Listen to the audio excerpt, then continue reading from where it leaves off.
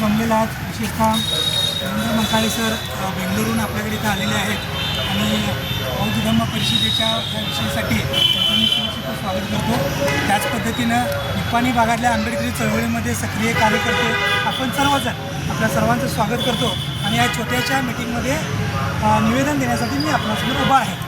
निवेदन असं आहे सर की 2004 आणि 5मध्ये निप्पाणीमध्ये प्रथमतः धम्म परिषद निप्पाणीमध्ये झालेली होती आणि बराच कालखंड गॅप पडल्यानंतर गेल्या वर्षी 2023-24च्या पिरियडमध्ये आम्ही निप्पाणीमध्ये बौद्ध धम्म परिषद मोठ्या संख्येने सर्वांच्या उपस्थितीमध्ये घेतलेली होती.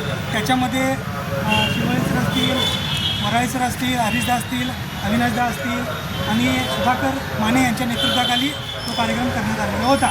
त्या कार्यक्रमासाठी साधारणचा एक 3.5 लाख रुपये जमलेले होते. त्याचा सगळा खर्च आम्ही ग्रुपवरती पाठवलेला आहे आणि त्या पैशातून 25,000 रुपये शिल्लक राहिलेले होते.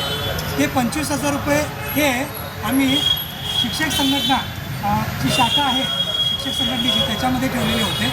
25,000 प्लस त्याचं जे व्याज आलेलं आहे 2,027 रुपये काय आलं असेल ते आज आम्ही सुधाकर माने सरांच्याकडे सुपूर्द करत आहोत आणि ते पैसे त्यांनी घेऊन ते पैसे येत्या धम्म परिषदेला जी धम्म परिषद 2 मार्चला होणार आहे त्याच्यासाठी त्यांनी ते वापरावं अशी आमच्या कमिटीतर्फे आम्ही त्यांना विनंती करत आहे.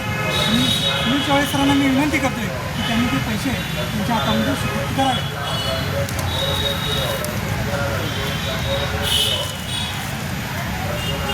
किती सांगा सर ते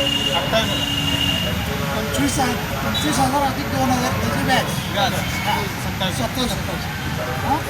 मी प्रामाणिकपणे म्हणजे गेल्या ह्याच्यामध्ये पण आम्ही सहकार्य केलं त्यामध्ये पण आम्ही सहकार्य करू. या ठिकाणी 27,000 तुम्ही माने